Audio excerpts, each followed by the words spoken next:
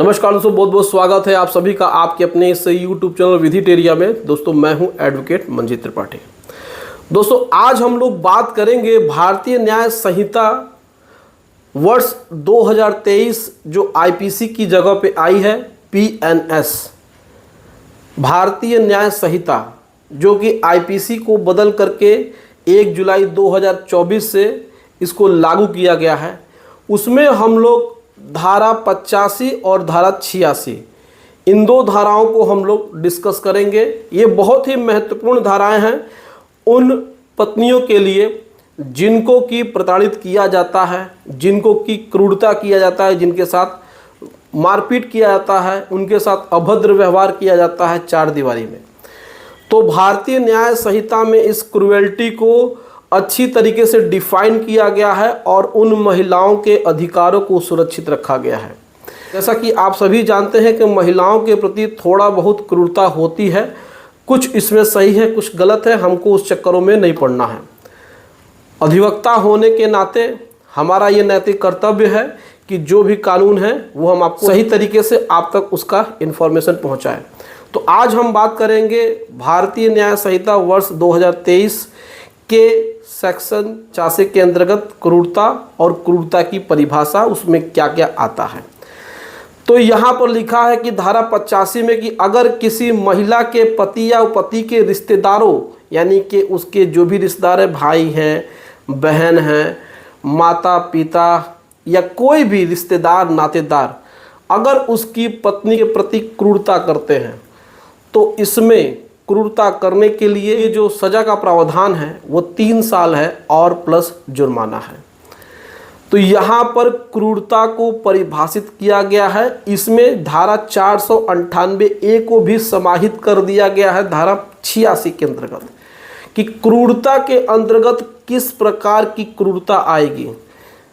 मानसिक क्रूरता आएगी, शारीरिक क्रूरता आएगी, प्लस संपत्ति, मूल्यवान संपत्ति को पत्नी के परिवार वालों से, यानी कि पति के ससुराल वालों से मांगने के लिए, यानी कि पत्नी के मायके वालों से मूल्यवान संपत्ति को विधि विरुद्ध तरीके से मांगने, उसको प्रताड़ित करने, जिस प्रकार से दहेज की बात होती थी उसको भी इसमें इंक्लूड कर दिया गया है।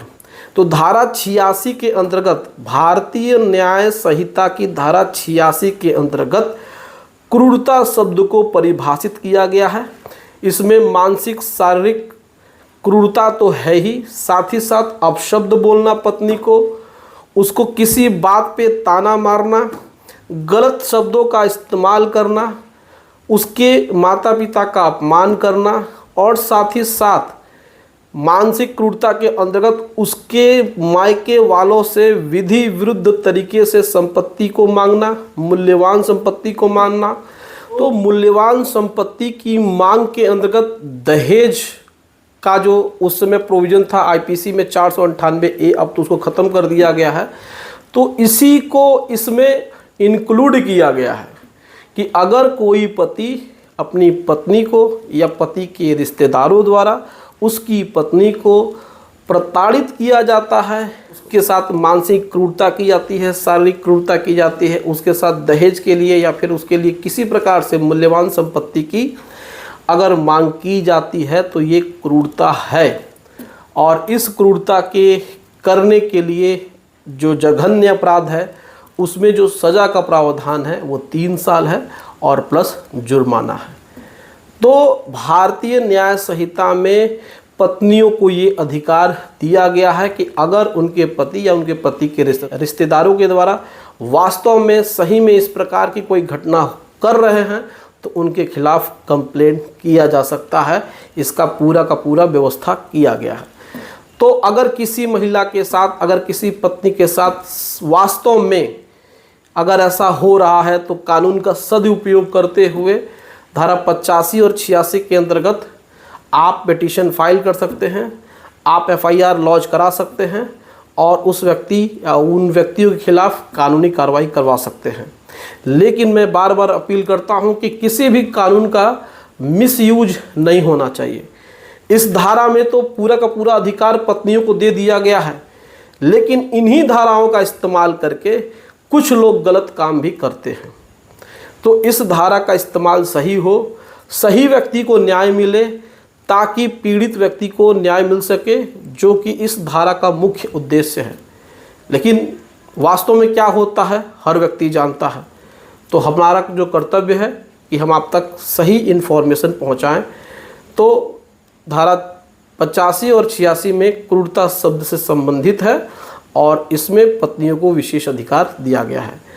तो उम्मीद है कि आपको वीडियो पसंद आई होगी। वीडियो अच्छी लगी हो तो वीडियो को एक लाइक ज़रूर करें, इसे शेयर करें, ताकि जो ज़रूरतमंद है उस तक वीडियो पहुंचे और उसकी मदद हो सके। और चैनल को सब्सक्राइब करके हमें सपोर्ट ज़रूर प्रदान करिएगा। चलिए मिलते हैं अगली वीडियो में एक नए टॉपिक के साथ। तब तक आप अपना और अपने पूरे परिवार का ध्यान ज़रूर रखिए। Thank you so much. जय हिंद दोस्तों।